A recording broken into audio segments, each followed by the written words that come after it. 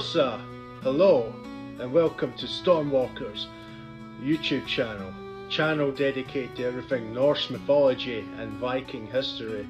I'm your host, Ryan Alexander Mandelson, and today I want to share with you my passion and knowledge of the Norse mythology and Viking myths. So please grab up a flag and a mead, a beer or your beverage of choice, and let's start from the beginning. Skull!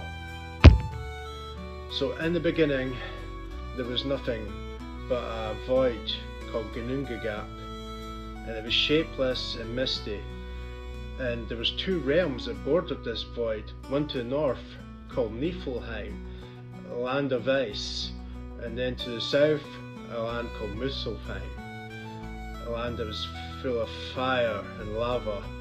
And there was a guardian in this land called Surtur, who had a raging flaming sword that one day he would break free from Muspelheim and bring about the end of days. This is known as Ragnarok.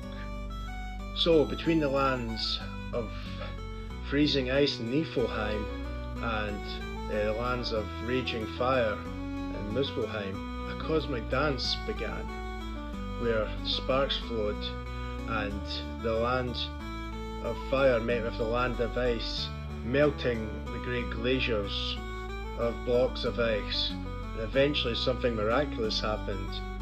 Through the melting ice, an evil frost giant called Ymir was formed. He was colossal. He was not man or woman, he was both. He was all things. And also there was a cow called Adumla, a cosmic cow, which was born as well. It was hornless. Ymir would drink from the milk from Adumla's teats, and Adumla licked the salted ice.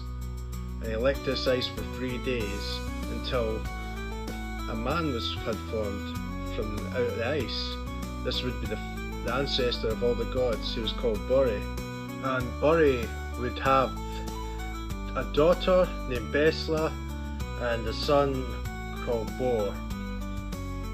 Bor and Besla would have 3 sons called Odin, Vili and Vi, the first of the Aesir gods. So the 3 gods would eventually plan and plot to kill Ymir, which they did eventually. And Ymir's body was used to physically craft the cosmos and make the world as we know it in Norse mythology. Ymir's skull became the sky, held up by 4 dwarfs, north, south, east and west.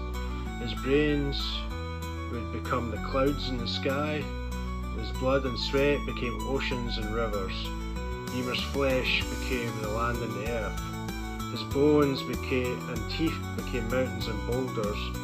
His eyebrows were used to build a wall around Midgard, Middle Earth, where humans lived, to protect them from the evil frost giants. And sparks from Muspelheim flung into the sky to create the sun, moon and stars. The maggots feeding off Ymir's flesh eventually became the dwarfs, the greatest builders in all Norse mythology.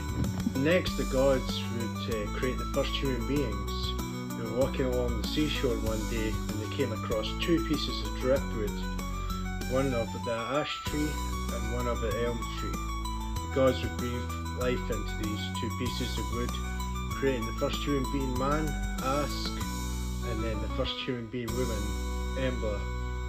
They would send these 2 people to Midgard, Middle Earth, establishing the world tree Yggdrasil and its 9 realms. So the gods would connect the 9 realms to the tree of Yggdrasil, creating the world as we know it. In the north they created the realm of Asgard.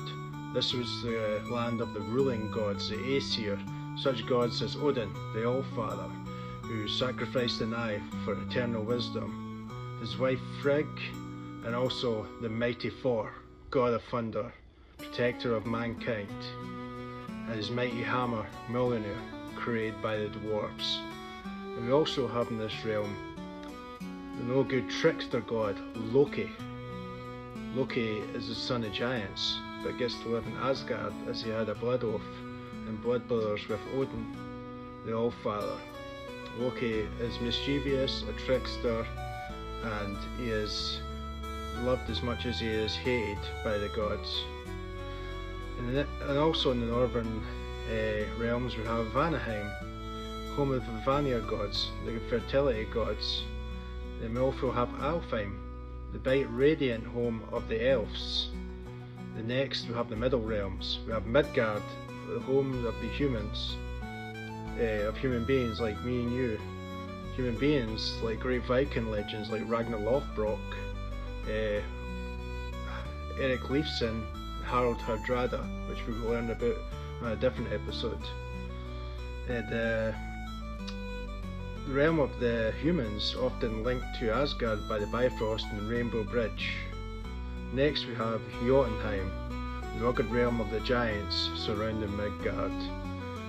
After that we have Svartalfheim, the dark realm of the dark dwarfs, the great craftsmen who helped forge great weapons for the gods, including Thor's hammer Mjolnir, and the dark elves hidden underground beneath Midgard. Lastly but not least, we have the 7 underworld realms. Muspelheim, which we've come to across before, the primordial realm of intense fire and lava, home of the fire giants, where Surtur lives, as we've discussed before. Then we have Niflheim, the primordial realm of ice, frost and mist, where the evil frost giants live. And finally Helheim, the realm of the dead, ruled by the goddess Hel, a being who is half beautiful and half rotten and hideous.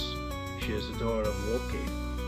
So, quickly recap, we started off this episode with bringing you the origins of Norse mythology, to the first beings being created, Ymir and Abdunla, to Ymir being slain by the Asgardian gods, the three brothers, Odin, Vili and V, all the way to the creation of the 9 realms. This is the first episode of Stormwalkers. I hope you've enjoyed. Please like and subscribe if you have. If you haven't, please feel free to give your opinion in the comments. This is a Viking Norse mythology channel, so there is no wearing your heart in your sleeve on this channel. Feel free to comment as you will. Any constructive criticism is much appreciated. My name is Ryan Alexander Manderson, and Hilsa and Skull. Until next time.